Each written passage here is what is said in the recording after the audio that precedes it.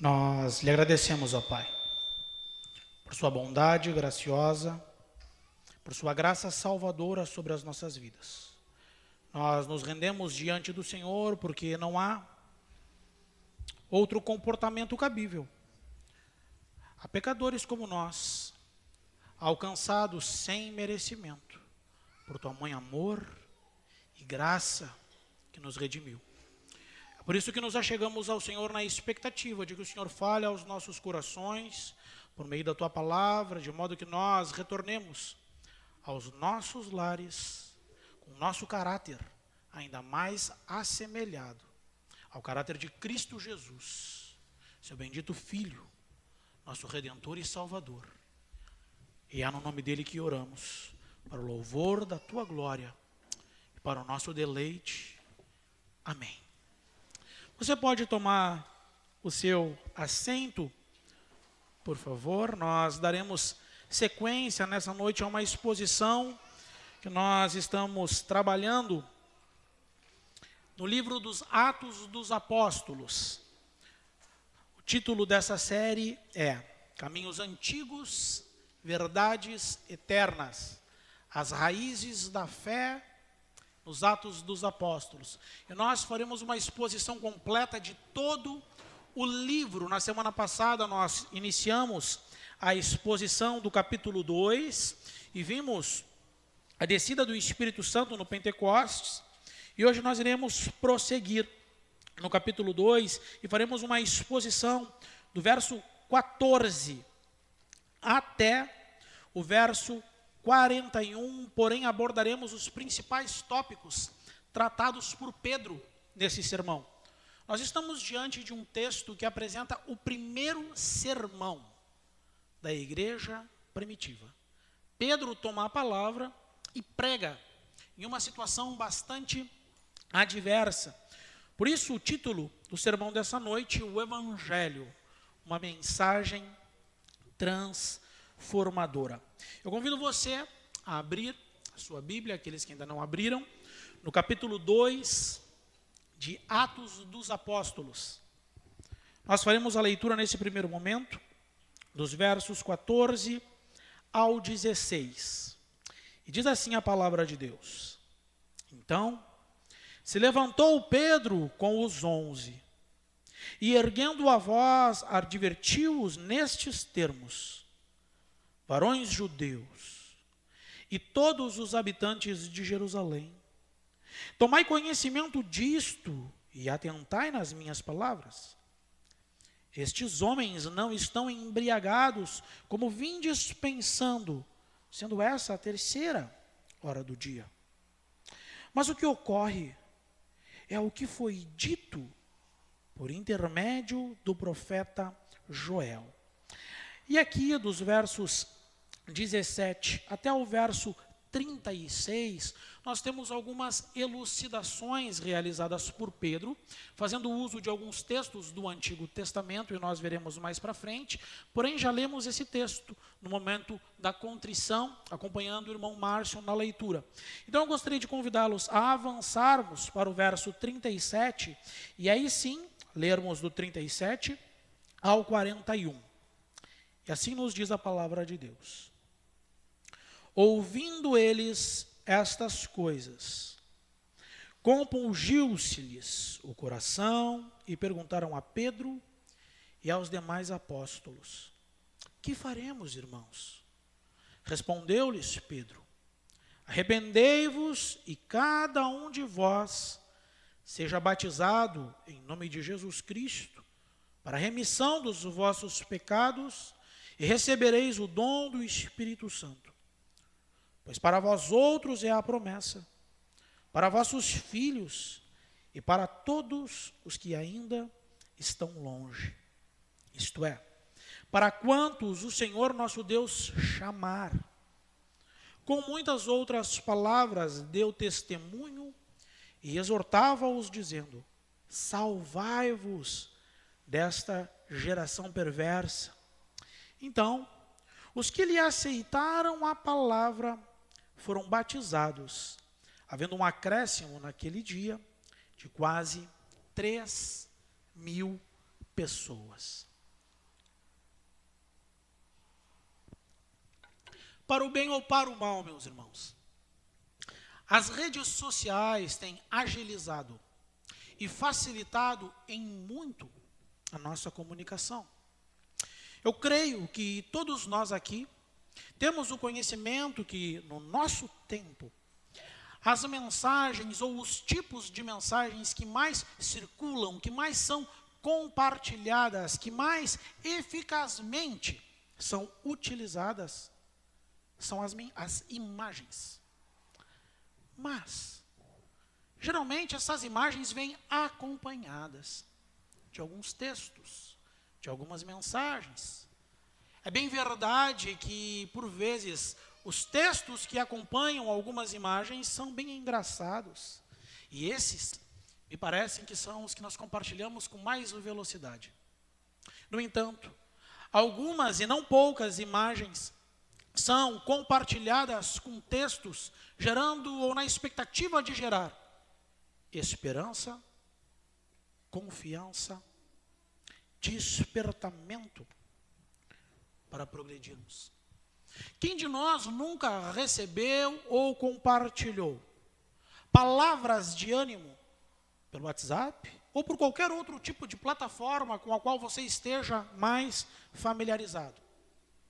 Mas a pergunta que me vem à mente ao refletirmos sobre essa forma com que nós temos comumente agido nos nossos dias é: será que nós realmente pensamos a razão pela qual nós compartilhamos e gostamos de receber mensagens nos momentos em que nós estamos, talvez, não tão confiantes e certos dos passos que nós devemos dar?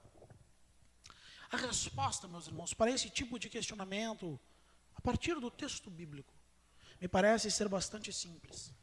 O ser humano precisa de encorajamento para viver. É bem provável que esse tipo de sentimento seja resultado da consciência que cada um de nós temos, de nossa incapacidade de não falhar. Cada um de nós sabe a sua limitação, que não consegue viver sem tropeçar, que os nossos joelhos são falhos, os nossos passos são trôpegos. Nós somos profundamente falíveis e fracos. E isso faz com que nós venhamos a perceber a necessidade que nós temos da graça de Deus. Mas essa graça de Deus, na maioria das vezes, vem até nós por meio da vida dos outros. O que nos faz pensar o quão dependente nós somos de uma comunidade que se entenda como irmãos e irmãs em Cristo. E para os corações orgulhosos, talvez seja o desafio mais difícil de enfrentar na vida. Ter que olhar para o lado e confessar que precisa do outro. Nós evidenciamos claramente essa carência em nossas vidas. Tentamos de todas as formas possíveis driblar a culpa e as nossas crises de consciência. Entretanto, Deus criou cada um de nós com a intenção de se comunicar conosco. Nós somos seres necessitados da revelação divina que, dentre outras formas, a nós nos chega, especialmente de forma escrita ou falada. Em outras palavras, sem mensagem, sem palavra de Deus, sem pregação do Evangelho, facilmente nos perdemos. E se você tem alguma dificuldade em entender isso, leia Gênesis 3 e você irá perceber o resultado da negligência humana. A palavra de Deus devidamente pregada e apresentada, sem acréscimo, sem diluição, de forma pura e simples, como dizia o Dr. Martin Lloyd Jones, é certamente transformadora. Não podemos esquecer que o Senhor criou absolutamente todas as coisas por meio da palavra. Gênesis, capítulo 1. A nova criação, o novo nascimento, a regeneração, a conversão, também acontece por meio da palavra. É isso que nos diz Romanos capítulo 10, verso 17. Assim nós podemos perceber que a pregação da palavra é um meio escolhido por Deus não apenas para salvar pecadores como você e eu, mas também para santificar os crentes que já foram alcançados pelo Evangelho. Para que de fato possamos ter os nossos corações satisfeitos com as boas novas de salvação. É por meio da pregação do Evangelho que as nossas almas são sustentadas. E todos nós somos encorajados a prosseguir com o avanço do reino de Deus. E é diante desses termos, meus irmãos, que eu gostaria de encorajá-lo a pensar, a entender, a tomar essa reflexão como algo necessário para a sua vida. Sem pregação, o Evangelho perde a única coisa que lhe confere a autoridade na terra.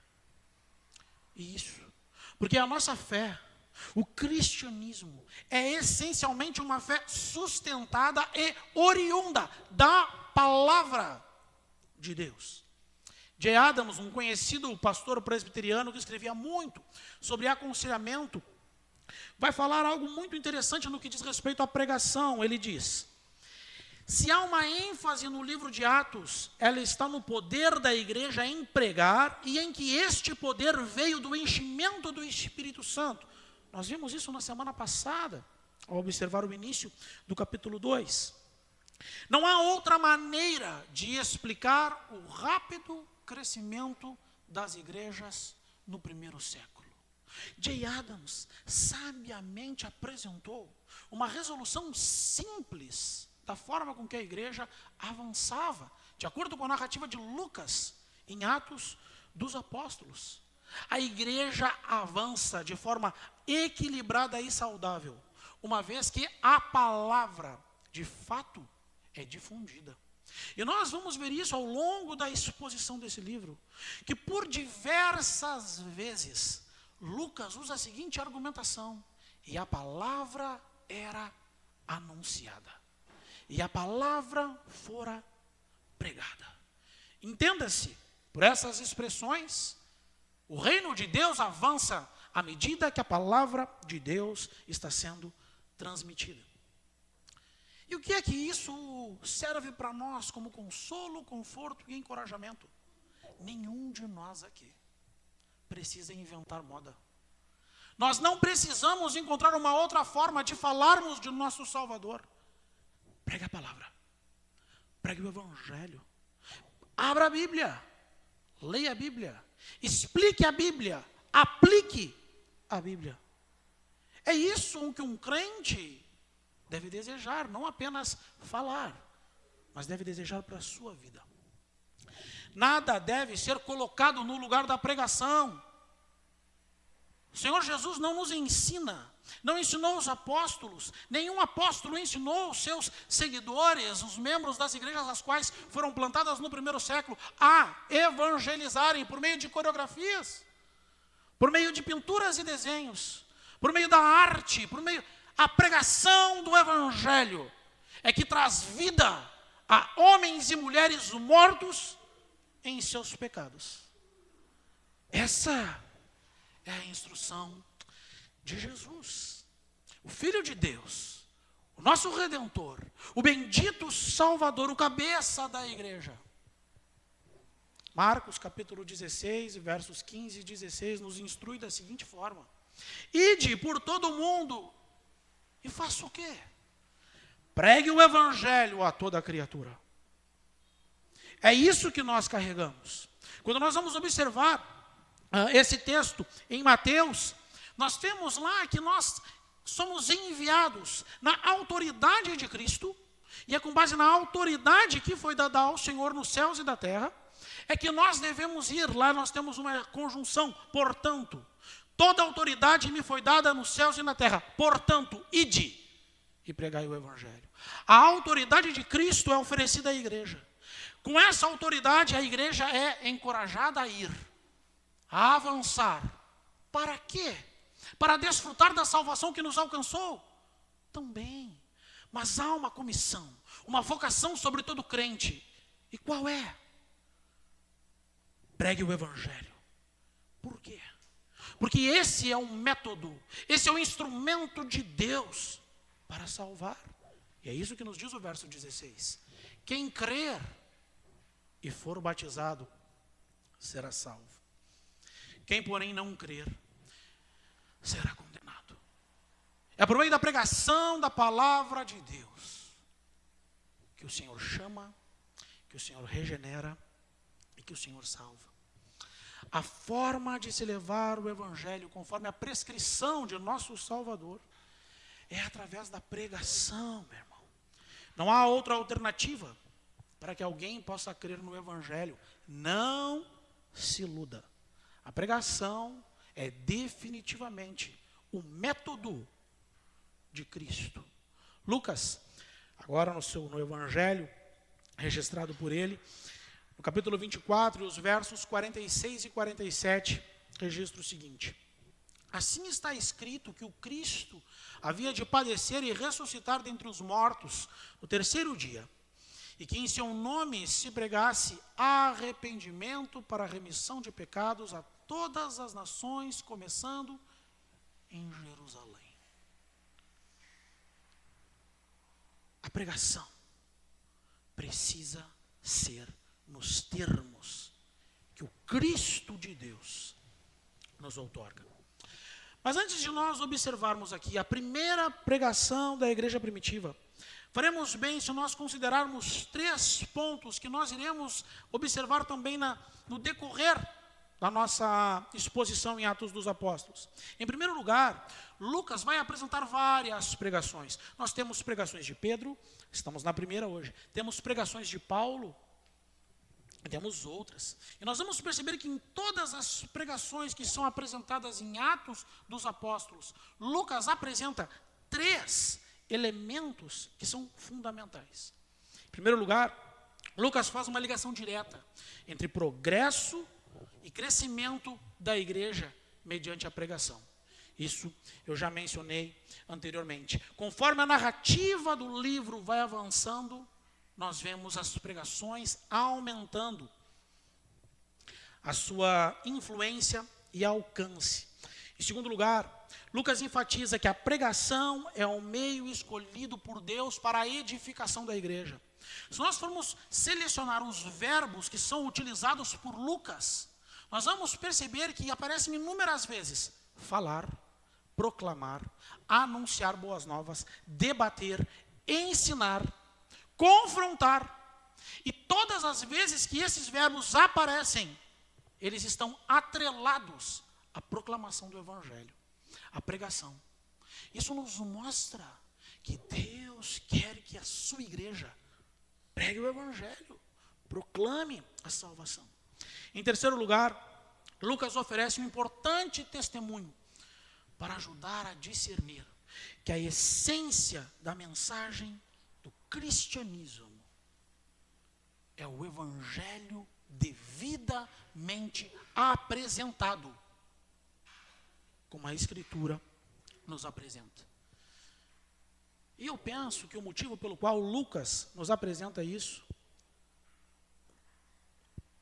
é que diante da mensagem do evangelho não há neutralidade.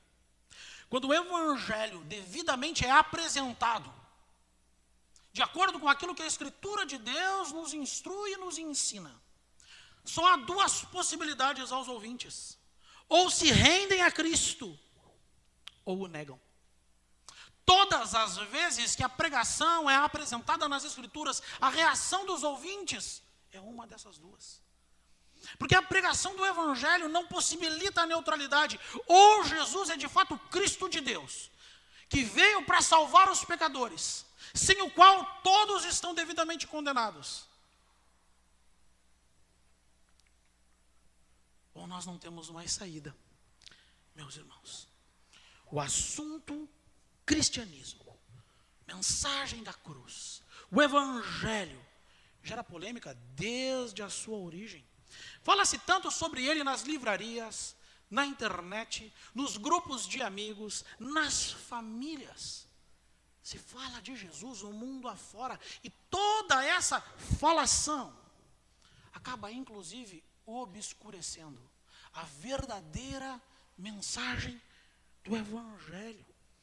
É por esse motivo, meus irmãos, que a mensagem pregada pela igreja primitiva, mais especificamente por Pedro, em Atos, capítulo 2, é indispensável para nós em nossos dias.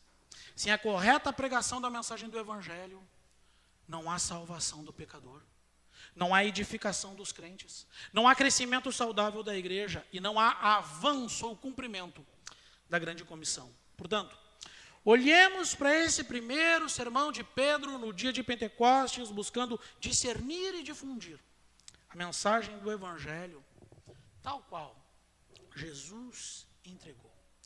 E observem comigo, meus irmãos, a partir desse primeiro sermão, as características da mensagem do Evangelho.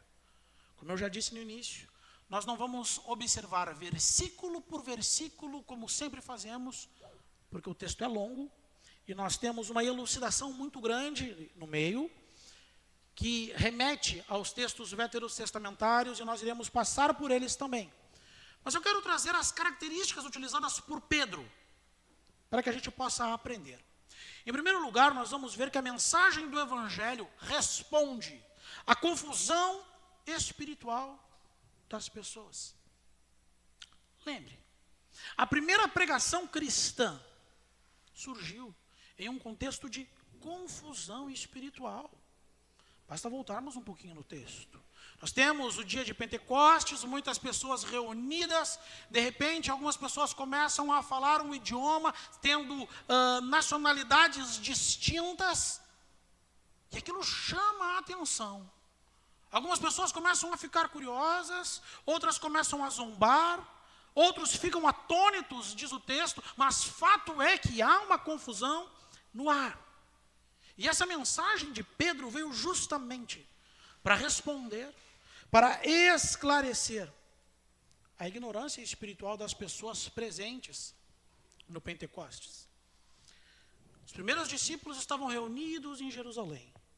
Festa de Pentecostes, 50 dias após a Páscoa. Todas as pessoas que estavam ali, pelo menos, subentende-se, homens e mulheres de fé.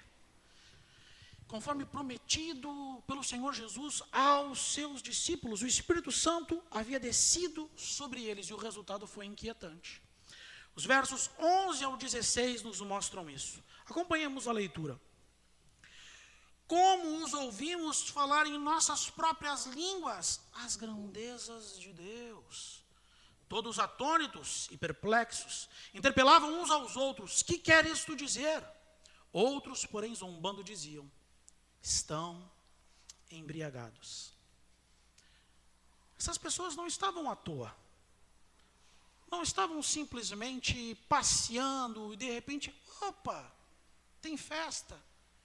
Havia um motivo pelo qual essas pessoas estavam reunidas nessa região, nesse período. Entretanto, me gera uma certa estranheza, porque diante da manifestação do Senhor, declarando em suas próprias línguas as grandezas de Deus, conforme lemos no versículo 11, eles não reconheceram aquilo como algo oriundo de Deus, advindo de Deus, mas ao contrário, zombavam daqueles que estavam ante os seus próprios olhos. E é aí que nós entramos no nosso texto, observando a reação de Pedro. Nos versos 14 ao 16, nós vemos como Pedro se comporta diante dessa situação.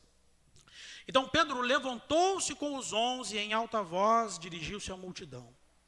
Homens da Judéia e todos os que vivem em Jerusalém, deixem-me explicar-lhes isto. Ouçam com atenção. E eu já gosto disso. Deixe explicar e ouça com atenção. Pedro estava num grupo de pessoas que foi tido como bêbados. Mas Pedro diz: eu preciso explicar algo para vocês. Eu preciso que vocês tenham atenção. Eu não vou ficar aqui gritando no meio de vocês. Não. É necessário que vocês entendam. É dessa forma que Pedro reage.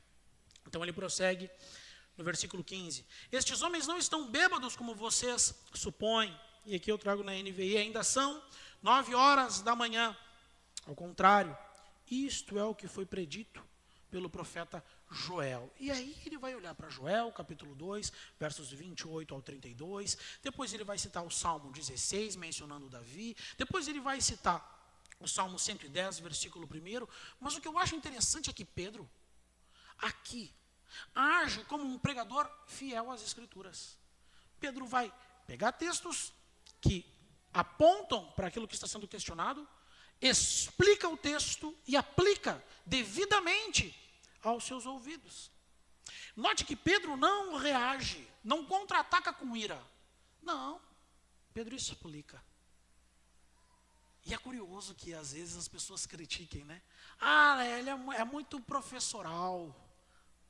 Mas como é que Pedro age aqui? Pedro está correndo, saltitando, gritando, esbaforido? Não. Pedro quer explicar, e por quê? Porque o evangelho precisa ser compreendido.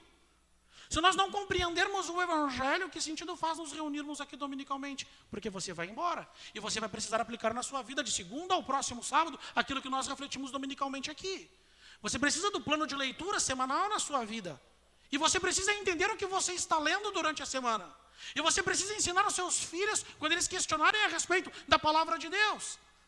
E você vai ficar correndo na sua casa, gritando e saltitando para ensinar aos seus filhos. Você vai precisar sentar, meu filho, sente. Minha filha, sente. Vejamos o que a palavra de Deus nos diz. É necessário explicar. É necessário atenção.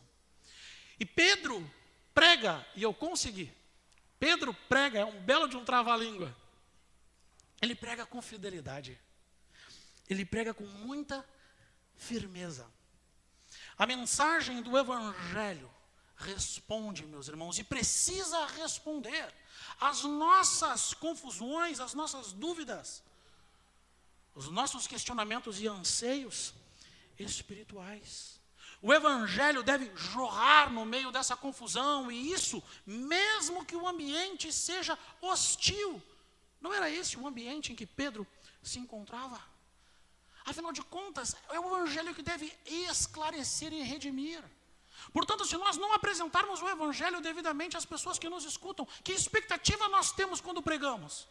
Se a ideia é que o Senhor de fato salve as pessoas que estão sendo alcançadas pela pregação do evangelho, é necessário que ele seja apresentado de maneira racional, inteligível, que a pessoa possa de fato averiguar aquilo que ela está ouvindo com aquilo que está sendo lido, que ela possa testificar no corredor da história e verificar que o evangelho salvador, a mensagem e a palavra de Deus, de fato, tem poder para salvar.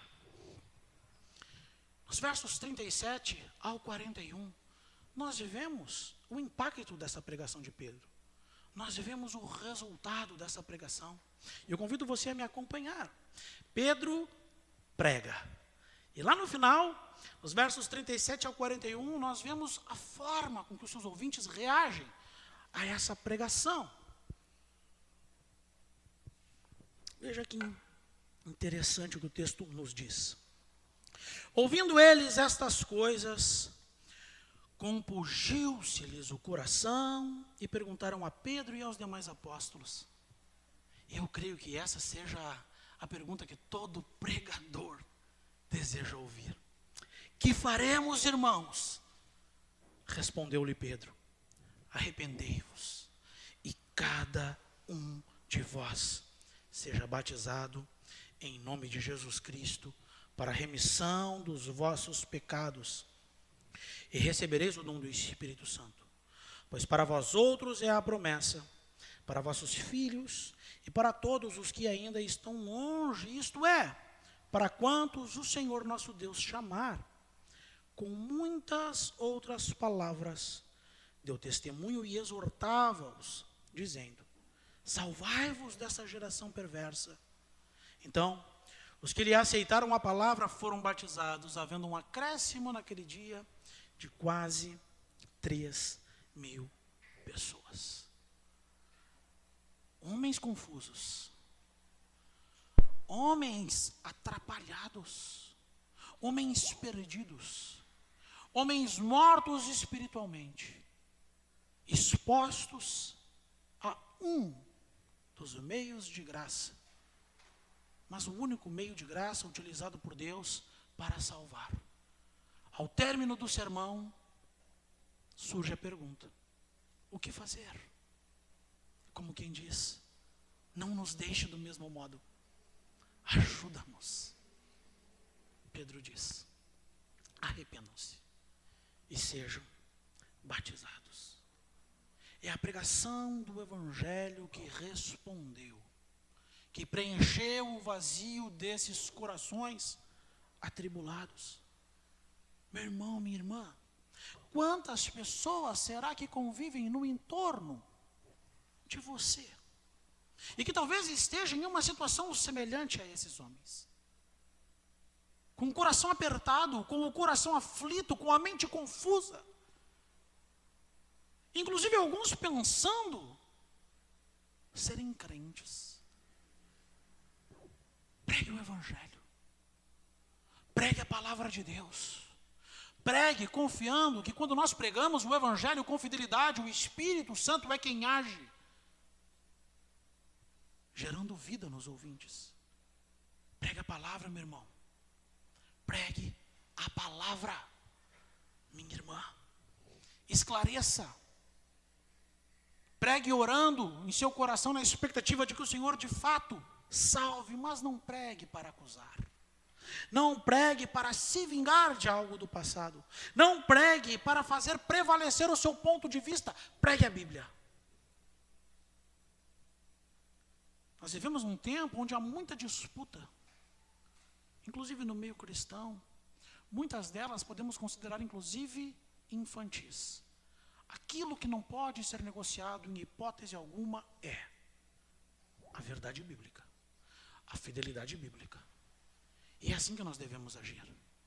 Se você tem alguém que convive com você, que você diz amar, e se essa pessoa ainda não confessou Cristo, você não tem outra coisa a fazer, a não ser pregar o Evangelho para essa pessoa. Porque você ama tanto, e está deixando essa pessoa caminhar para a condenação eterna, sem que você faça absolutamente nada? O quanto você ora por essa pessoa? O quanto você tem orado para que o Senhor lhe dê oportunidade para se sentar com essa pessoa e pregar o Evangelho Salvador para ela? Não faça na força do seu braço. Lembre-se que antes da pregação, os discípulos foram cheios pelo Espírito Santo. E eu tenho uma notícia para você. Se você é um crente no Senhor Jesus, você o confessou mediante a ação do Espírito Santo na sua vida. Logo, você é alguém cheio do Espírito. Pregue confiando que o Espírito ainda age por meio da palavra e que o Senhor pode salvar. Mas alguém precisa pregar. O segundo ponto que nós vamos ver aqui no sermão de Pedro, é até curioso nós pensarmos nessa direção, mas eu sinto muito porque não consegui trazer de uma outra forma. O segundo ponto é que a mensagem do Evangelho fundamenta-se nas Escrituras. Talvez alguém diga: ah, pastor, isso é óbvio. E aí eu pergunto: será?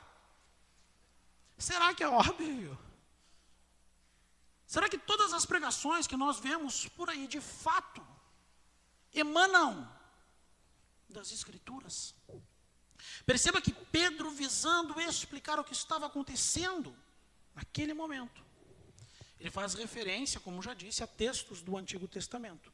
E entre cada uma das suas citações, ele expõe o texto, comenta o texto, mantendo fidelidade ao contexto com os quais os textos do Antigo Testamento foram de fato registrados pelos autores do Antigo Testamento, mas traz uma aplicação para o seu momento. A mensagem do Evangelho precisa pautar-se na Bíblia. Ela não pode ser fruto da imaginação do pregador. Não pode partir do coração, do desejo de quem a compartilha. A Jo gosta de algo, então eu já vou preparar um sermão para a Jo, e eu vou pegar aquela coisinha que ela gosta e vou botar aqui, Não. O Rodrigo, eu sei que gosta de determinada coisa, eu vou... essa aqui certamente vai falar o coração do Rodrigo. Isso é pregação do Evangelho. A pregação do Evangelho fundamenta-se na Bíblia. Ela não pode ser fundamentada no sincretismo religioso. Muito menos, meus irmãos, na declaração de demônios, como muitas igrejas que são proponentes do movimento de batalha espiritual existem por aí. Entrevistam demônios, ouvem os demônios. Eu quero alertar vocês com relação a alguma coisa. Os demônios, e eu quero usar assim no plural, são familiarizados com a verdade? Quem é o pai da mentira? Então por que nós vamos estar preocupados em ouvir o que sai da boca de demônios? A verdade é que nós temos, às vezes, mais curiosidade com essas questões místicas. E eu não estou negando a existência deles. Mas nós subjugamos a verdade bíblica a esse tipo de situação. A pregação do Evangelho também não pode ser substituída pela mera sabedoria humana. Não se iluda. Toda sabedoria só é sabedoria quando submetida à palavra de Deus. E aí nós temos sabedoria de Deus claramente apresentada diante dos homens. A pregação do Evangelho não pode ser sujeito, submetido a conteúdos, meus irmãos. E eu vou tomar cuidado aqui, mas com base na psicologia. Não. O Evangelho não pode estar abaixo desse tipo de argumentação. O Evangelho não pode estar submetido a questões sociológicas. Não. O Evangelho não pode estar submetido a nenhum outro tipo de ciência, por mais importantes que elas sejam. Mas ao contrário, todas essas outras ciências, todas essas outras abordagens, todas essas outras possibilidades, quando submetidas ao Evangelho, são por demais úteis. E todas as vezes que você inverte essa ordem, você mostra que o seu coração, que a sua confiança não está de fato no Deus revelado das Escrituras. Porque se a palavra de Deus é inspirada por Deus, pois se a palavra de Deus é autoritativa, pois se a palavra de Deus é a verdade,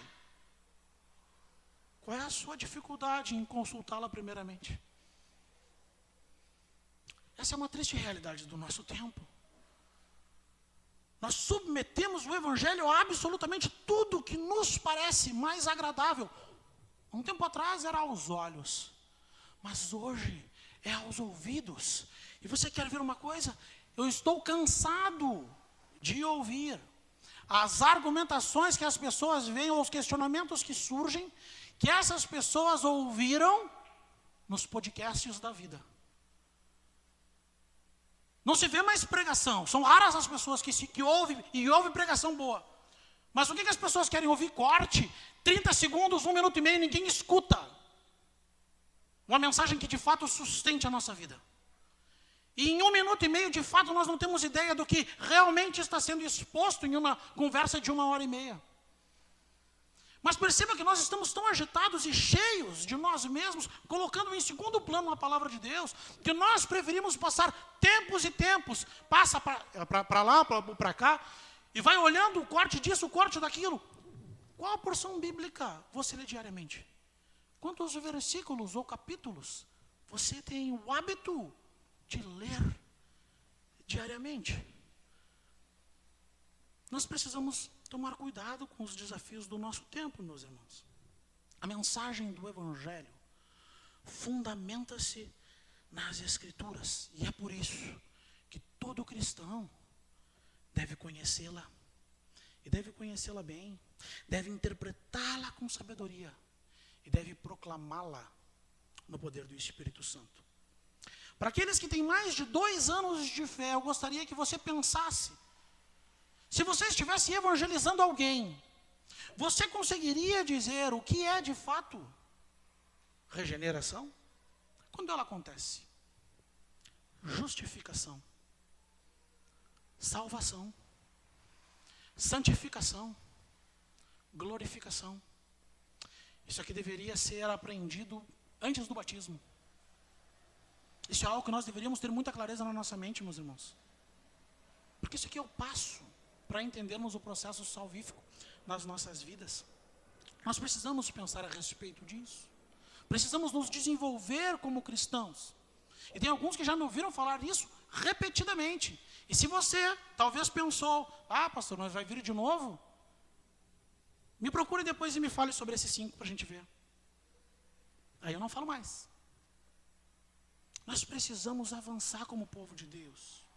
Precisamos entender o Evangelho, meus irmãos. E Pedro é um grande exemplo disso. Pedro vê a oportunidade, vê a confusão, vê a dúvida, vê os desafios e vê as dificuldades. Pedro não diz, eu tenho algo para anunciar para vocês de uma forma que eu acho que vai ser... Pedro prega o Evangelho.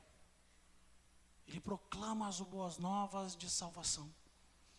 Fundamenta toda a sua argumentação nas Escrituras. Ele não cita nenhum pensador, não cita nenhum acontecimento que tenha sido engraçado para aqueles primeiros ouvintes, mas prega com fidelidade. Em terceiro lugar, a mensagem do Evangelho precisa ser centrada em Cristo. Quando nós lemos aqui, meus irmãos, esse sermão de Pedro, e eu gostaria de incentivá-lo, faça a leitura na íntegra na sua casa, hoje à noite, ou amanhã pela manhã, e identifique esses pontos, procure ali, você vai percebê-los. Nós descobrimos que ele fez com que absolutamente tudo que ele vinha apresentando e argumentando convergisse em Jesus. Cristo é o centro da proclamação. Não é a lei, não são os profetas, e também não são as cerimônias ou quaisquer outras festas ou rituais judaicos. E talvez você pense, mas pastor, isso aí nós todos sabemos. Ora, é estranho para você que muitas igrejas ditas evangélicas nos nossos dias ainda guardam datas e festas judaicas? Que alguns pastores usam quipá, usam talite, tocam chofar, creem em atos proféticos. Ora, essas coisas não são evangélicas. Essas coisas não são cristãs. Todas essas coisas apontavam para Cristo. Qual a necessidade de nós trazermos todas essas ações ou práticas à tona no nosso tempo? Isso não é cristianismo, meu irmão. Isso não deveria ser aceito por nenhum de nós como algo belo e tão legal. Sabe o que deveria mexer conosco? Uma cruz vazia, um túmulo vazio. O nosso Salvador ressuscitou. Eu não preciso de chofar, eu não preciso de quipá, eu não preciso guardar sábado, eu não preciso de nenhum tipo de rito. O meu Salvador ressuscitou e vive. E isso é o Evangelho. Não são os ritos. Cristo é o centro da mensagem, meus irmãos. Não é a nossa força de vontade. Não é aquilo que nós nos esforçamos para fazer na expectativa de sermos transformados. Mas é aquilo que Cristo fez por nós. É aquilo que Cristo fez para nos salvar. Ele é o centro da mensagem. É o centro da igreja. É o centro da palavra. E deve ser o centro das nossas vidas. Não são as programações da igreja, meus irmãos. Não são as dicas para ter uma vida vitoriosa. Ontem um irmão muito querido me perguntou, pastor, qual será o tema de amanhã? E eu brinquei com ele, 7 passos para a vitória. A mensagem é Cristo, meus irmãos. Nós acabamos de passar pela Páscoa. E se você percebeu, para nós é um momento muito legal. Nós celebramos a Páscoa, as crianças gostam, não tem problema, é um elemento cultural que faz parte do nosso calendário, mas nós devemos nos preocupar em ensinar a eles o que de fato significa a Páscoa. E sabe por que nós não damos tanta ênfase aqui?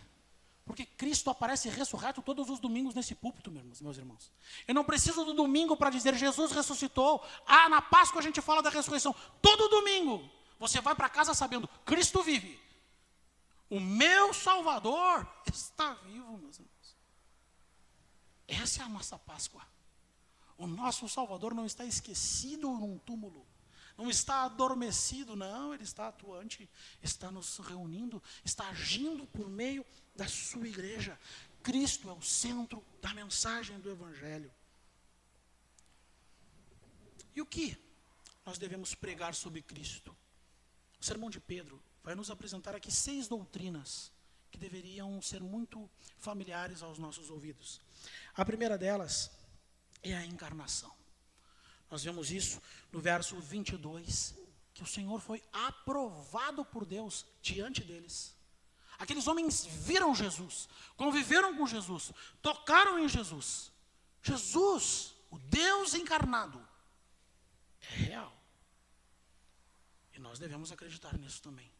A segunda doutrina apresentada por Pedro também está no versículo 22. E é a divindade. Nós vamos ver que o próprio Deus realizou maravilhas e sinais no meio daqueles homens, por intermédio de Jesus. Jesus é homem e é Deus. Ele encarnou e era a plenitude de Deus entre os homens. A terceira doutrina que nós vemos aqui é a crucificação. Versículo 23.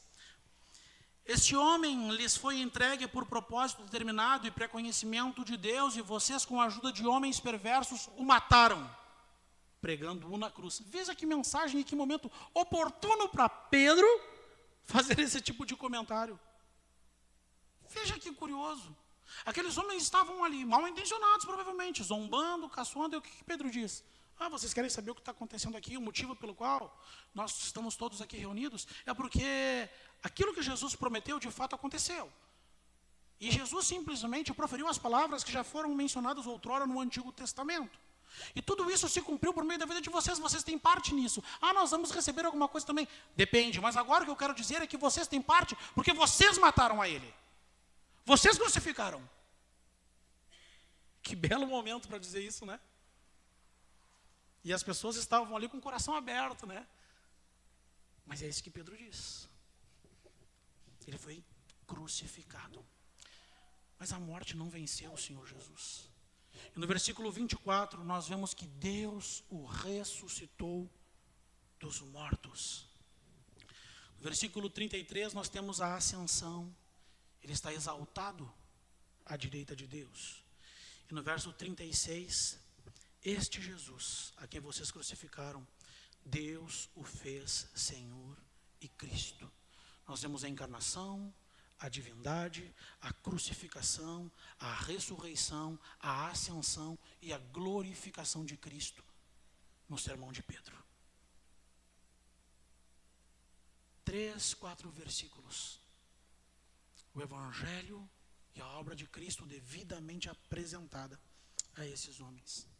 A mensagem do Evangelho precisa ser centrada em Cristo, em quem Ele é, no que Ele fez, no que Ele está fazendo e naquilo que Ele fará pelas suas ovelhas, meus irmãos.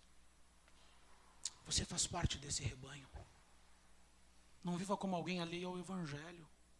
Não viva como alguém que não possa desfrutar de todos os benefícios que nos são oferecidos por meio da obra de Cristo. Você é um novo homem, uma nova mulher. Você foi lavado pelo sangue do Cordeiro. Você tem um advogado fiel ao lado do Pai. E qual é a implicação de nós termos Jesus como nosso advogado, meus irmãos? Por acaso você tem dinheiro para estar gastando com um advogado e você anda fazendo um monte de coisa errada na expectativa de qualquer coisa eu chamo meu advogado? Quanto mais a Cristo, que pagou o seu e o meu preço, sem que nós nunca pudéssemos pagar. Que tamanho desprezo é agirmos deliberadamente com negligência ao Evangelho, meus irmãos. Nós precisamos nos conscientizar daquilo que Cristo fez por nós na cruz do Calvário. você e por mim, foi em nosso benefício. E é bom frisar, sem merecermos. Sem merecermos. Quarto lugar, a mensagem do Evangelho exige coragem a quem proclama. Seja corajoso, meu irmão. Seja corajosa, minha irmã. É importante destacar aqui, Pedro pregou em Jerusalém, exatamente a cidade onde Cristo foi crucificado. Pregou à sombra do templo, exatamente o ambiente onde aqueles que planejaram a morte de Cristo frequentavam. E diante de pessoas que zombavam deles, conforme nós lemos no versículo 13. E nós sabemos que pessoas que zombam não são delicadas, não são tão gentis, têm outras intenções. Mas sabe o que nos encoraja? É que nada dessas coisas intimidou a pregação de Pedro. A mensagem do Evangelho, a pregação fiel do Evangelho requer coragem de quem a proclama. Não importa o lugar, não importa a hora, não importa o ambiente, e não importa a quem Cristo deve ser proclamado por cada um de nós, com coragem e intrepidez. Você não é um crente secreto, né? As pessoas sabem que você é crente, não sabe? Ou você prefere que nem saibam, porque senão nós precisamos amadurecer nesse sentido. O mundo deve saber que nós testemunhamos de um Salvador, independente do desafio, independente das dificuldades, independente dos nossos círculos sociais.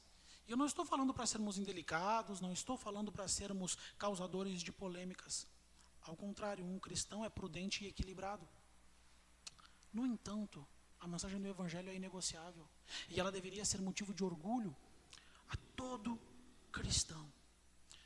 E por fim, o quinto ponto que eu gostaria que você observasse na mensagem de Pedro é que o Evangelho é uma mensagem coerente para mentes pensantes e honestas. E aonde eu gostaria de identificar isso para você? O argumento de Pedro aqui é impressionantemente coerente. Observemos juntos os versos 22 ao 24. Varões israelitas, atendei a estas palavras. E israelitas já tem algo interessante aqui. Pedro quer dizer, ora, vocês são o povo de Israel. Vocês estão aguardando o Messias, não estão? É com vocês mesmos que eu gostaria de falar. Jesus o Nazareno, varão aprovado por Deus diante de vós, com milagres, prodígios e sinais, os quais o próprio Deus realizou por intermédio dele entre vós, como vós mesmos sabeis. Sendo este entregue pelo determinado desígnio e presciência de Deus, vós o matastes, crucificando-o por mãos de iníquos, ao qual, porém, Deus ressuscitou, rompendo os grilhões da morte, porquanto não era possível fosse ele retido por ela. O argumento de Pedro aqui é o seguinte: se esse Jesus é o Cristo, e pelo que eu falei para vocês, e vocês mesmos testemunharam, observando os textos do Antigo Testamento que vocês creem, por serem judeus, observando aquilo que vocês testemunharam em loco, não há como ele não o ser. Logo, vocês mataram o Messias. Resta apenas duas possibilidades: arrependimento e fé. É isso que Pedro apresenta aqui. Ele argumenta, elucida o texto, apresenta uma ilustração e aplica. Vocês conhecem a palavra do Antigo Testamento, Pedro está dizendo. Vocês conhecem as Escrituras. Eu estou citando elas aqui para vocês. Qual dúvida vocês têm? Ninguém se opôs. Então Pedro diz, arrependam-se e creiam. E aí nós vamos ver os versos 36 e 39 nos apresentando isso de uma melhor forma. Esteja absolutamente certa, pois 36 ao 39, desculpa, tá, irmãos? Eu acho que eu falei 36 ao 37, nós vamos até o 39 aqui. Esteja absolutamente certa, pois, toda a casa de Israel, de que este Jesus que vós crucificastes, Deus o fez Senhor e Cristo. Ouvindo eles estas coisas, compungiu-se-lhes o coração e perguntaram a Pedro e aos demais apóstolos: que faremos, irmãos? Respondeu-lhes Pedro: arrependei-vos e cada um de vós seja batizado em nome de Jesus Cristo, para a remissão dos vossos pecados, e recebereis o dom do Espírito Santo. Pois para vós outros é a promessa, para vossos filhos e para todos os que ainda estão longe, isto é, para quantos o Senhor nosso Deus chamar. Mentes honestas não deixam de se render à coerência do Evangelho. Tanto é que existe um sem número de ateus, de pessoas que não professam Cristo, mas que não negam o equilíbrio e a sensatez da forma com que a palavra de Deus é devidamente apresentada de forma progressiva, do Gênesis ao Apocalipse. O nosso grande desafio é observarmos ela integralmente como palavra de Deus, inerrante, infalível e inspirada. É diferente observar a coerência e confessar Cristo como Salvador. A confissão, a regeneração é uma obra do Espírito Santo. Mas qualquer ser pensante que observa cuidadosamente as Escrituras vai perceber que há coerência nela. Mas Pedro diz que tantos quantos a recebem, todos aqueles que o Senhor chama, são salvos pelo poder do Evangelho. E nesse dia, conforme o versículo 41, foram quase 3.000. Pense um pouquinho a respeito do tempo de fé que você tem. Quantas pessoas foram alcançadas por Cristo através da pregação que saiu da sua boca? Quantas pessoas foram alcançadas por Cristo, às quais você dedicou tempo de oração, dedicou tempo para discipular, para ensinar o Evangelho? Nós temos aqui o poder do Espírito Santo agindo através da vida de um homem no início da igreja primitiva. Nós devemos crer que o Espírito Santo ainda age, meus irmãos, dessa forma, quando o Evangelho é apresentado de maneira coerente, de maneira adequada, com fidelidade e compromisso. Pois bem, guarde aquilo que precisa conter ou estar contido quando você pregar o Evangelho para alguém. A mensagem que você pregará precisa trazer resposta à confusão espiritual das pessoas. A mensagem do Evangelho precisa estar fundamentada nas Escrituras. A mensagem do Evangelho precisa estar centrada em Cristo. Você precisará de coragem para pregar o Evangelho com fidelidade. E a mensagem será coerente. E se a pessoa que estiver ouvindo for coerente, ela pode dizer: eu não creio, mas que faz sentido, faz. Nenhuma pessoa honesta intelectualmente despreza uma boa conversa, coerente e equilibrada. Você tem motivos e razões de sobra para dizer que crer nesse livro. Você tem motivos de sobra para mostrar equilíbrio e organização na forma com que a obra de Cristo é apresentada. Na criação, na queda, redenção e na consumação. Tudo isso está contido nas Escrituras. Estude o sermão de Pedro, mas também compartilhe. Reparta aquilo que você tem aprendido a partir das Escrituras.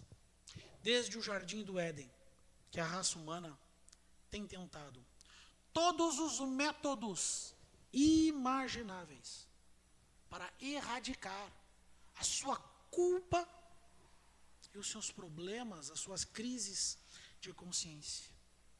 A única coisa que funciona é um tratamento legítimo para uma culpa legítima. O perdão verdadeiro oferecido no Evangelho mediante arrependimento e fé. Nós somos todos devedores e não temos como pagar os nossos débitos por nós mesmos diante de Deus. Nós não podemos viver suficientemente bem para reparar o nosso passado, as nossas falhas do passado. A única coisa que expira a culpa real é o verdadeiro perdão contido em Cristo. O preço do perdão é o arrependimento. É por isso que quando nós nos arrependemos, e nós temos essa prática em todos os cultos, em separarmos um momento do culto para confessarmos nossos pecados e nos colocarmos diante de Deus, clamando por seu perdão. Eu tenho uma notícia para te dar. Hoje mesmo, antes de você dormir, você vai pecar. Tenha certeza. Certeza disso. Mas a oração de um crente arrependido é: Deus, eu não estou sinceramente arrependido por tê-lo ofendido, porque volto a agir assim. Transforma meu coração por completo.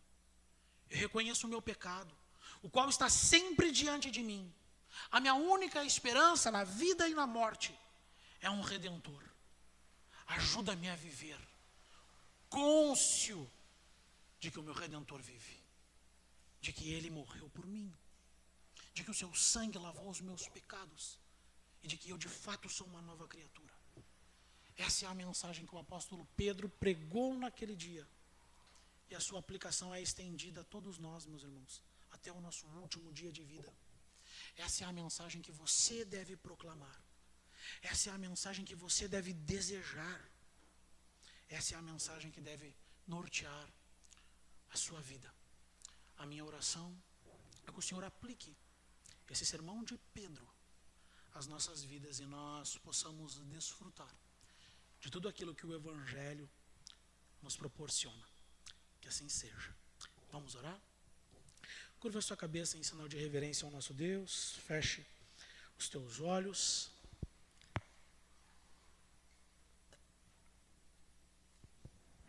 Pai, nós lhe agradecemos por sua palavra. Nós reconhecemos, Senhor, as nossas debilidades, as nossas falhas. Nós reconhecemos, Senhor, o quão temos sido negligentes com relação àquilo que já aprendemos do Senhor. Mas nessa noite temos certeza que por meio do Teu Santo Espírito, a Sua palavra ministrou nossos corações, Pai. Aviva o Teu povo, Deus. Enche as nossas vidas, ó Pai, de paz. Enche os nossos corações de alegria da salvação.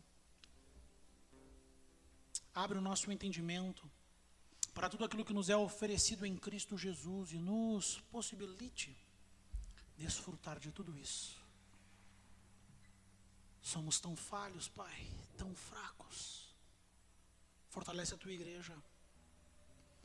Fortalece, Senhor, homens e mulheres que têm se reunido nesse local para que possamos viver em uma relação fraterna, amigável, com fidelidade bíblica, para que o Teu nome de fato seja glorificado. Abençoa as famílias, os lares, dá graça aos pais, às mães, na criação e educação dos seus filhos. Abençoa o Teu povo. Ajuda-nos a perceber, Senhor, que a palavra que repousa sobre cada um de nós deve ser aplicada em todas as esferas da sociedade, em cada vocação, em tudo aquilo que nós fizermos e por onde o Senhor nos levar. Ali há um crente comissionado a pregar salvação. Ajuda-nos a viver assim, Pai. Em nome de Jesus. Amém.